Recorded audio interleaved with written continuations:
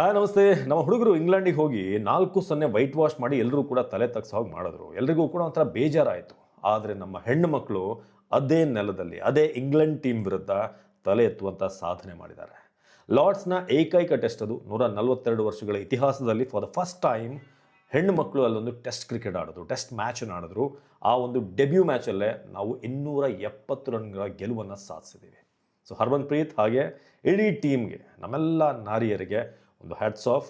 ಮ್ಯಾಚ್ನ ಡೀಟೇಲನ್ನು ಕೊಡ್ತೀನಿ. ಒಂದಷ್ಟು ಸಾಧನೆಗಳಾಗಿದೆ ಕ್ರಾಂತಿಗೌಡ ಅವ್ರದ್ದು, ಹಾಗೆ ನಮ್ಮ ಯಸ್ತಿಕಾ ಭಾಟಿಯಾ ಅವ್ರದ್ದು. ಸ್ಮೃತಿ ಮಂದಾನ ಅಂತೂ 2 ಮ್ಯಾಚಲ್ಲೂ ಕೂಡ ಸಖತ್ತಾಗಿ ಆಡಿದ್ರು. ಸೊ ಮ್ಯಾಚ್ ಹೇಗೆ ಸ್ಟಾರ್ಟ್ ಆಯಿತು? ಇನಿಷಿಯಲಿ ನಾವು ಫಸ್ಟಿಗೆ ಬ್ಯಾಟಿಂಗ್ ಮಾಡಿದಂಥ ಸಂದರ್ಭದಲ್ಲಿ 285ಗೆ ಆಲ್ಔಟ್ ಆಗಿದ್ವಿ.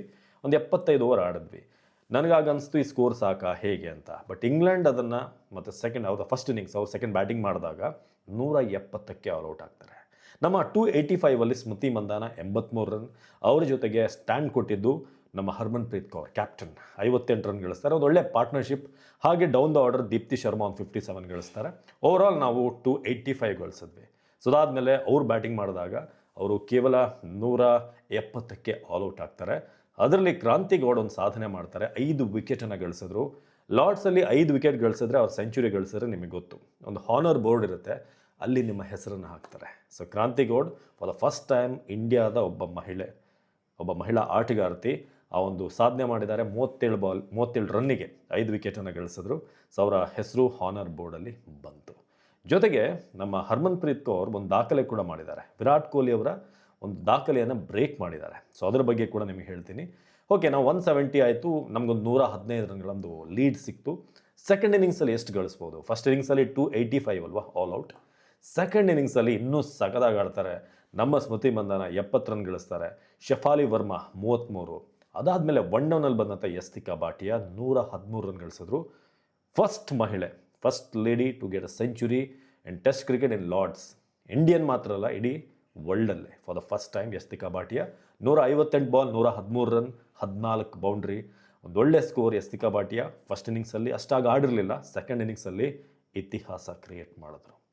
ಸೊ ಜಮೀಮಾ ಮತ್ತೊಮ್ಮೆ ಯಾಕೋ ಗೊತ್ತಿಲ್ಲ, ಅವರು ಫ್ರಮ್ ವರ್ಲ್ಡ್ ಕಪ್ ಅವರ ಫಾರ್ಮ್ ಅಷ್ಟು ಚೆನ್ನಾಗಿಲ್ಲ. 3 ರನ್ನಿಗೆ ಔಟ್ ಆಗ್ತಾರೆ. ಹರ್ಮನ್‌ಪ್ರೀತ್ 16, ದೀಪ್ತಿ ಶರ್ಮಾ 10ಕ್ಕೆ.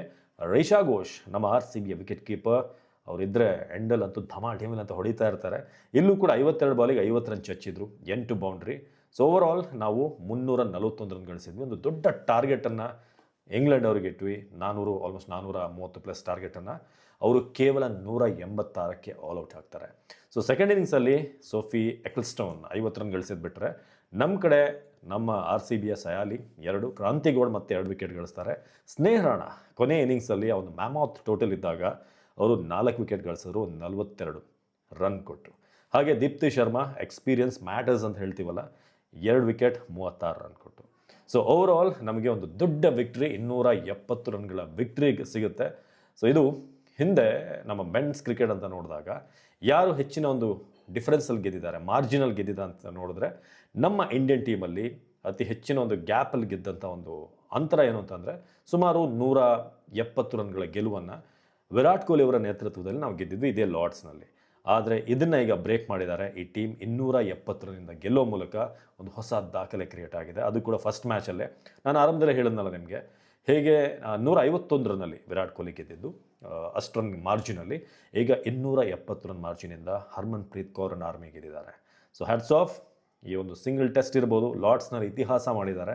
ನಮ್ಮ ಹುಡುಗರು T20 ಸೋತಿರ್ಬೋದು, ಆದರೆ ಹೆಣ್ಮಕ್ಳು ಅದೇ ನೆಲದಲ್ಲಿ ಈಗ ಗೆದ್ದು ಬೀಗಿದ್ದಾರೆ. ಸೊ ಈಗ ಹುಡುಗರ ಸರದಿ 1 ಡೇ ಸ್ಟಾರ್ಟ್ ಆಗುತ್ತೆ. ಮೇ ಬಿ ಮತ್ತೊಂದು ಪಾಠ ಕಲಿಸುವಂಥ ಟೈಮ್ ಇದು. ನಮಸ್ಕಾರ.